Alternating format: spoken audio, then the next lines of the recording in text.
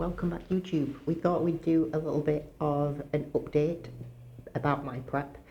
I don't know if a lot of people know that I'm in prep. I don't really talk about it a lot. I've tried not to post a lot about it on social media, not for any reason really other than I just want to focus on doing it myself. I feel like my content's progressed since when I first started bodybuilding and coaching and competing and things like that.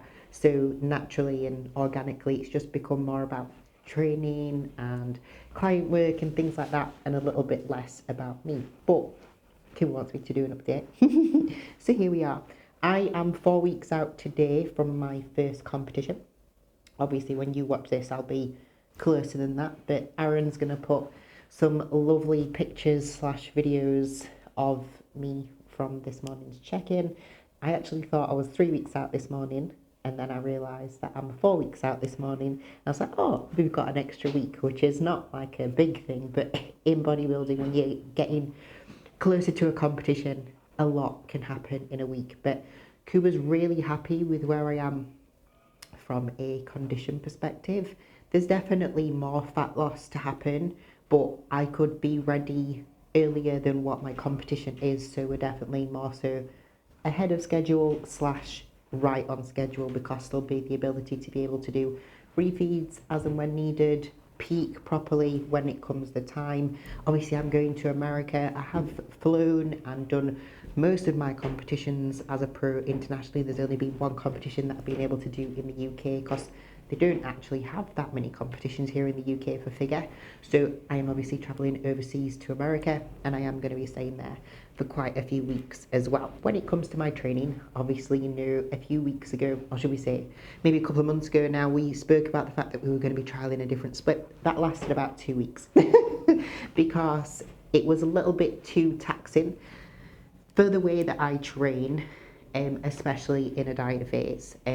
Doing 3 sessions in a row, and especially that last session being legs, it was a bit too hammery on my body, and I can take it, but I was just getting completely dead. So we pulled it back, decided, as a team, me and Kuba decided to go back onto the push, pull, off, legs off, repeat split that I've been doing since kind of 2018, 2019. So it works really well for me. It's really good in terms of my recovery. We've not changed my sessions so much from what we'd adjusted the new split to be. So obviously my off season, the majority of my work was push, doing more kind of shoulders, chest, triceps, pull being back and biceps, maybe with a sprinkling of glutes, and then legs being split between hamstrings and quads with 2 separate sessions. And what we've got now is a push session, which is more like upper, because I literally do all of my upper work in there.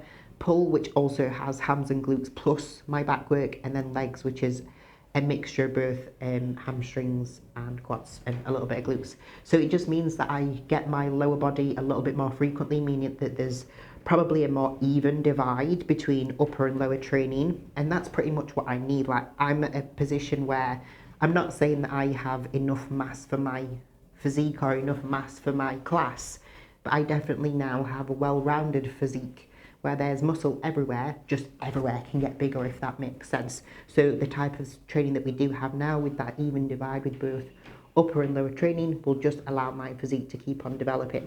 So I'm excited to get stuck into that when obviously the diet does finish as well. The next little thing that lots of people do ask me about is my expenditure. No, I don't do specific cardio such as going on a Stairmaster or a bike or a cross trainer. I've not done that since 2018, and I think I only did it in 2018 for about 5 weeks.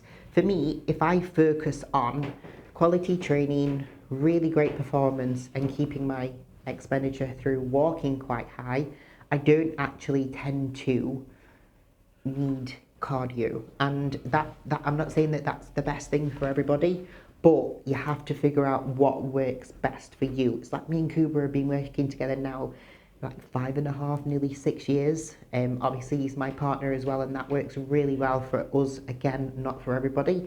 But we've figured out what works for me. So that's what works for me. I won't have any cardio this prep. We utilise obviously expenditure, training, foods, etc. My foods are probably the lowest that they've ever been at this point in a competition prep, but I need to get very lean, and we want to get ready early, so that's what the plan of attack is.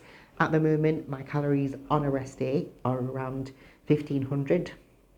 On a upper body day, because obviously the demand for more is less, because my upper body training is a lot less taxing than my lower body, my calories there are about 2000, and then on a training day, because it's a slightly little bit more demanding, my calories are around 2,200. So that's pretty much where I am at 4 weeks out. Mentally, I'm feeling great. I am feeling a little bit tired, a little bit hungry, what you'd expect at 4 weeks out, but that's only going to get worse from here. So it's either suck it up and actually make the most of it, or sit down, pretend like I'm suffering too much and not enjoy it. And I'd prefer to do the first thing. So that's what we'll do. Hopefully you enjoyed my little update. And the next time I update will probably be when I'm in America for my first competition.